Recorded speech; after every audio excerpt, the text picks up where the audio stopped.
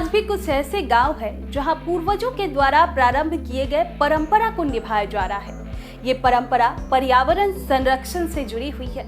यहाँ नई दुल्हन और दूल्हे के घर में आने पर गृह प्रवेश करने से पहले फलदार पौधा देकर स्वागत किया जाता है। उसके बाद दूल्हा और दुल्हन दोनों से घर के बाहर पौधारोपण कराया जाता है, तब जाकर ही घर के अंदर प्रवेश कराया जाता है।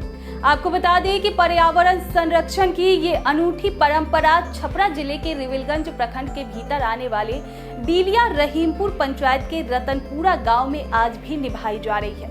इसी गांव के पुरुष रवि कुमार ने अपने विवाह पर इसी परंपरा का निर्वहन किया और अपनी नई नवेली पत्नी के हाथों से पौधारोपण कराकर घर में प्रवेश किया।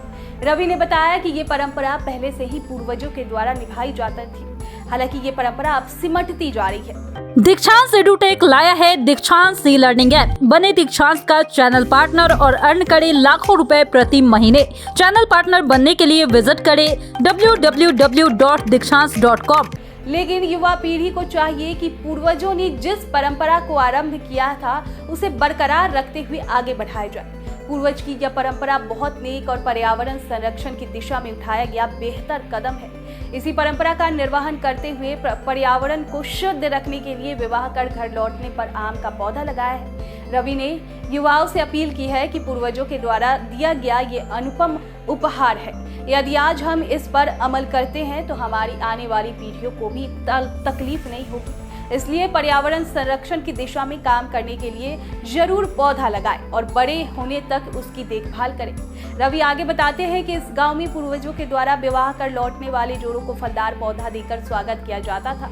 नव दंपत्य जीवन की शुरुआत करने के पहले दोनों मिलकर घर के बाहर पौधा लगाया करते थे, लेकिन अब इस परंपरा को कुछ घरों के लोग निभा रहे हैं। इस परंपरा को कायम रखने के लिए विवाह कर घर लौटने पर पौधारोपण किया। इस पौधेरोपण से एक तो पर्यावरण शुद्ध रहेगा और लोगों को स्वच्छ हवा मिलेगी। दूसरा लाभ ये है कि इस पेड़ से फल भी मिलेंगे। गांव के पूर्वजों ने जो परंपरा चलाई थी आज के दौर में भी सराहनीय है। हालांकि दुख की बात तो अब ये है कि इसे निभाने वाले कुछ ही घर के लोग बच गए हैं। इस तरह की परंपरा को जीवित रखना मानव जाति के लिए महत्वपूर्ण है। दीक्षांत एडुटेक लाया है दीक्षांत डिजिटल क्लास। दीक्षांत डिजिटल क्लास का उपयोग कर छात्र बना सकते हैं पढ़ाई को बेहद आसान और मजेदार।